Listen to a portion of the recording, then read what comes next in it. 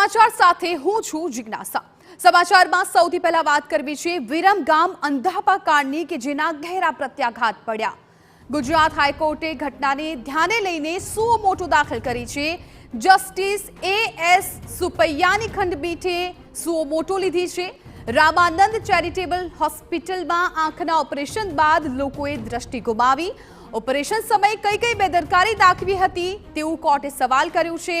Medical પ્રોટોકોલનું પાલન થયું છે કે કેમ આ સવાલો પણ હાઈકોર્ટ તરફથી પૂછવામાં આવ્યા છે। હાઈકોર્ટે સ્વાસ્થ્ય અને પરિવાર કલ્યાણ વિભાગ પાસે ખુલાસો માંગ્યો છે। અમદાવાદ જિલ્લા પોલીસ વડાને પણ હાઈકોર્ટે જવાબ રજૂ કરવા માટેના નિર્દેશ આપી દીધા।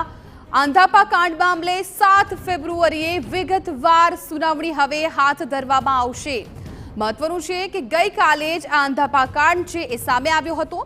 વધુ વિગત વાત કરવા જોડાઈ રહ્યા છે સંવાદદાતા રોનક વર્મા। રોનક, બિલકુલ વિરમગામનું માંડલ કે જ્યાં આગળ કેટલાક લોકો સારવાર માટે ખાનગી ચેરિટેબલ ટ્રસ્ટ છે ત્યાં આગળ પહોંચ્યા હતા અને આ ટ્રસ્ટમાં જે છે તેમના મોજાને લઈને સારવાર થઈ હતી અને ત્યારબાદ તેમાંથી કેટલાક લોકોને આડઅસર થઈ હતી અને કેટલાક લોકોએ પોતાની દ્રષ્ટિ ગુમાવવાની જે સમગ્ર ઘટના પ્રકાશમાં આવી હતી।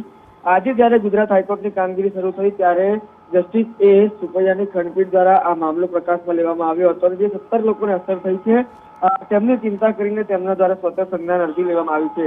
તેમના દ્વારા મહત્વના જે નિર્દેશ છે તે આપવામાં આવ્યા છે। મહત્વની વાત કરીએ તો સ્વાસ્થ્ય અને પરિવાર કલ્યાણ વિભાગ ગુજરાત સરકાર આ ઉપરાંત અમદાવાદ પોલીસને પણ કહ્યું છે કે અત્યાર સુધી કયા મેડિકલ ઓફિસર વિરુદ્ધ કાર્યવાહી થઈ છે કે કેમ અથવા તો યોગ્ય પ્રોટોકોલનું પાલન આ જે ઘટના છે તેમાં થયું છે કે કેમ તે તમામ બાબતોની તપાસ કરીને એક અહેવાલ રજૂ કરવામાં આવે।